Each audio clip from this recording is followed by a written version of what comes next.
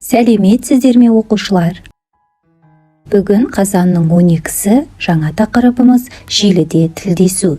Бүгінгі сабақтың мақсаты тілдесу және желіде тілдесу ұғымдарымен танысасың, желідегі қоғамдастықтар туралы біліп, тілдесу барысындағы қауіпсіздік ережелерін сақтауды үйренесің.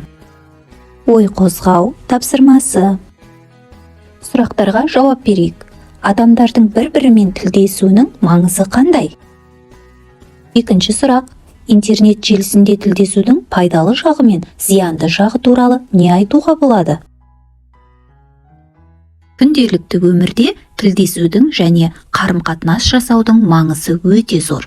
Тілдесу арқылы ақпарат алмасамыз, білімімізді арттырамыз, ой-өрісімізді кеңейтеміз.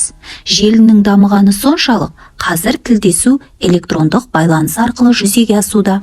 Интернет арқылы адамдар арасында хабар алмасу, тілдесу жеңілдеді. Интернетті пайдаланушылар тілдесу үшін әлеуметтік желілерді, Facebook, Instagram, бейнеконференцияларды, мессенджерлерді, WhatsApp, Telegram, форумда бір немесе бірнеше тақырып бойынша бірігіп, өзара ақпарат алмасу мүмкіндіктерін, электрондық пошта және басқа электрондық байланыстарды пайдаланады. Бүгінгі таңда интернет желісін пайдаланбайтын адам кем-де-кем.